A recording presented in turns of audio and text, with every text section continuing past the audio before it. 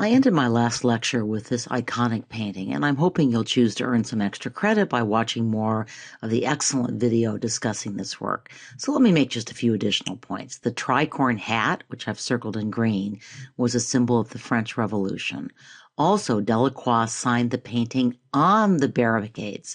I've circled the signature in red, which drew attention to this, again, iconic element of the revolution. In the 1850s, after another street-led revolution in 1848, the French political leadership enlisted the architect Baron Haussmann to remake Paris into the city of wide, tree-lined avenues that we enjoy today. The alleged goal was to make the city more sanitary. The unspoken, but probably more important goal was to make it harder for the riffraff to throw up barricades. Note that Delacroix rendered the allegorical figure of victory quite unallegorically. Art critics at the time weren't especially dismayed by her bare breasts, nothing new there, but they were dismayed by the dirt on her dress and the way she thrust herself into the midst of the battle rather than hovering decorously in the air. The newly installed bourgeois king, Louis Philippe, bought the painting and hung it in the palace gallery. After the Parisian mob staged another rebellion in 1832, the king had the painting taken down and returned to Delacroix. When the Revolution of 1848 brought in another republic, liberty leading the people came out of storage and was actually displayed in the Academy Salon of 1855. In 1874, it entered the collection of the Palais du Louvre in Paris, where it's now one of France's most cherished images. I'm going to flip through just a few more works by Delacroix, both to prepare you for a possible attribution question and to illustrate some other elements of Romanticism. So in the ongoing battle between line and color, Poussin and Rubens, which side do you think Delacroix took? Well, I've already mentioned that Ingres inherited the mantle of Poussin in line, and I would argue that even the raft of the Medusa was more focused on line. Delacroix, though, was the great advocate of color. We see Rubens' influence especially clearly in this painting. Well, why do I say that? Well, it's hard to miss the voluptuous nudes, a little slimmer, the carefully modeled figures, the vibrant colors, and of course the pyramidal composition.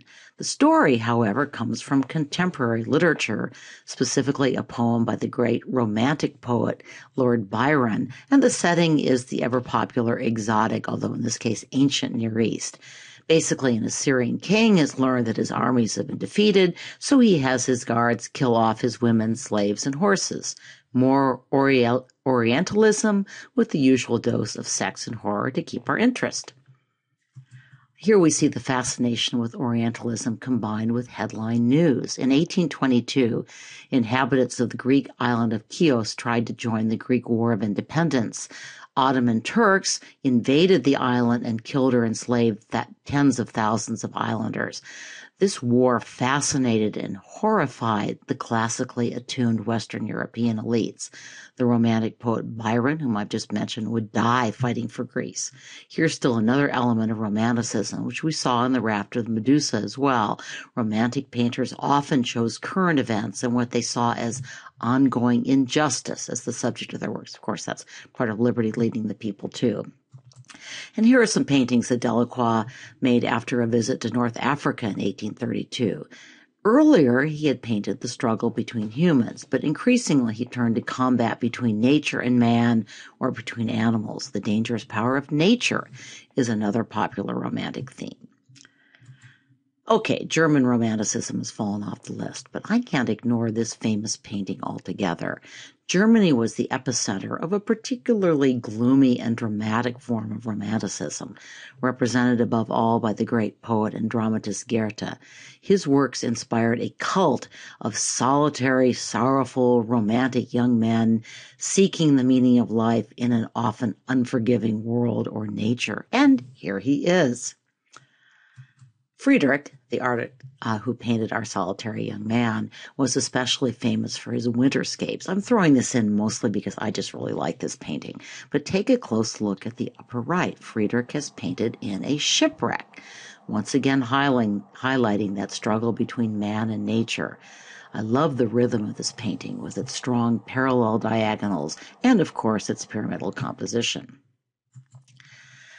So the English Romantics were just as enamored of nature and just as eager to get in touch with their feelings, but they were far too British to engage in a lot of German angst. But you'd never guess it from this painting, but what we're seeing here is actually a reaction to the other great set of 19th century revolutions, which we usually lump together under the term Industrial Revolution. England gave birth to the manufacturing technology that would transform the lives of ordinary people, and the country soon became the richest in the world. But artists such as Constable were mostly dismayed by industrialization's impact on the countryside, the displaced agricultural workers, the pollution, the agrarian riots, and a kind of loss of innocence. In this famous painting, no longer on the list, Constable seeks to recapture the rural simplicity of his rural Suffolk childhood. Okay. Enough recapping and detouring. Here is our next required work. I actually have an excuse for hanging on to my Friedrich and Constable slides. I want you to think about what's different about the Oxbow, which is probably the most famous painting of the so-called Hudson River School. For that matter, what might be different about American Romanticism? I think the quote that I've included offers a pretty strong clue. It seems to me that while Cole is also addressing the sublime, note he even uses the term, sublime in his American context refers more to nature's wild beauty than to its wild terrors. Note the word birthright. Art historians associate Cole with the notion of manifest destiny, an idea very popular in America that God had given this land to Americans, that is, white European Americans, to settle. He's also asserting a uniquely American artistic vision at a time when writers such as James Fenimore Cooper, Edgar Allan Poe, and Washington Irving were also laying claim to a uniquely American literary vision. Cole, by the way, was an emigre from Britain. He arrived in the U.S. in 1818 at the age of 17. He painted this work partly to respond to a British art critic who claimed that Americans did not pay attention to their own scenery. Nor does Cole seem to be claiming, along the lines of British romantics such as Constable, that the countryside is being despoiled. In the same essay he wrote, and I quote, "The imagination can scarcely conceive Arcadian vales more lovely or more peaceful than the valley of the Connecticut. Its villages are rural places where trees overspread every dwelling, and the fields upon its margin have the richest verdure." But why might I think Cole is a little more ambiguous about settlement than this quote seems to indicate? The circle might offer a clue. Well, it seems to me that this painting quite deliberately contrasts the raw beauty of wild nature with the still lovely but much plainer settled land on the right. Is this a tribute to the way Americans have tamed nature and made it fruitful? Or do we detect a note of wistfulness, even regret? Where, after all, has this artist chosen to hang out? That's his self-portrait I've circled in red. As we see from this close-up, he's chosen to hang out in the wilderness, not in the Arcadian settlement. What do you notice about his brushstrokes, by the way? We're seeing more of those loose daubs of bright color, very characteristic of most, though not all, romantic work. Remember, Ingres had very tight brushstrokes. Cole also illustrated James Fenimore Cooper's Last of the Mohicans, which mourned the passing of the noble savage, another of Rousseau's favorite themes. I think this painting also suggests at least a little ambiguity about progress. Some art historians, and this was in your video, think that Cole left a hidden message in the Oxbow. The word Noah is roughly incised in Hebrew letters, a code that read upside down, God's eye view, spells out Shaddai, the Almighty. So the landscape isn't just an American birthright, it's a beautiful element of God's creation. Romantic painters were generally more sympathetic to religion, but this was especially true in the United States, where rebellion against religion was not as major an element of the Enlightenment.